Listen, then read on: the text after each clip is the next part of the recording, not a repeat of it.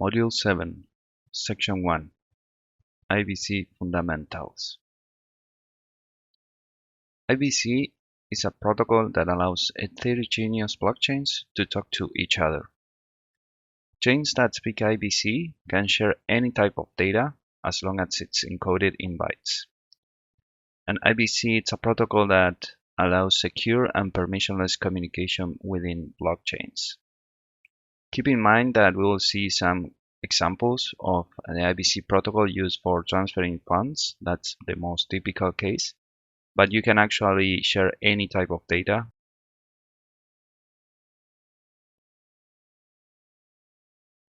This is a diagram of the architecture of IBC. And you will see here we have a chain A on the left and a chain B on the right.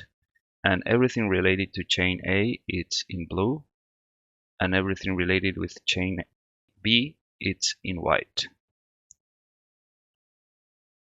One of the key parts of the diagram is this part, the relayers. The chains depends on relayers to communicate. And these relayers are off-chain processes that are responsible for relaying data between these two chains running the IBC protocol. These processes scan each of the chain, checking for packets to be relayed through a channel. Another key part of the diagram are the light clients. Each side of the connection uses a light client of the other chain. As you can see, chain A has a light client of chain B within their connection, and this is used to quickly verify the incoming messages. So the IBC protocol doesn't depend on third parties to verify the veracity of the information that is transferred, but it is done through light clients of the counterparty chain.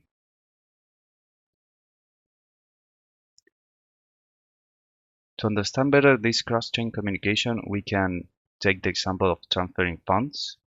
So the stages will be first opening a connection, which will be a channel between two chains. The next stage is tracking. Each chain is going to spin up a light client of the other chain, where chain B receives headers from chain A and vice versa.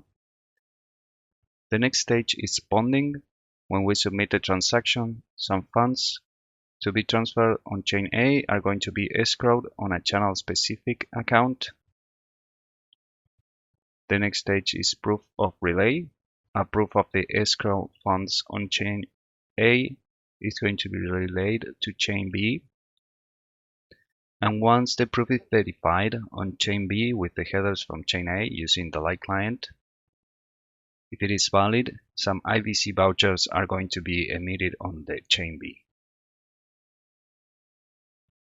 The common use cases of cross-chain applications are token transfers, the most used functionality, but you can also do some swaps. For example, you can swap some tokens on chain B from chain A.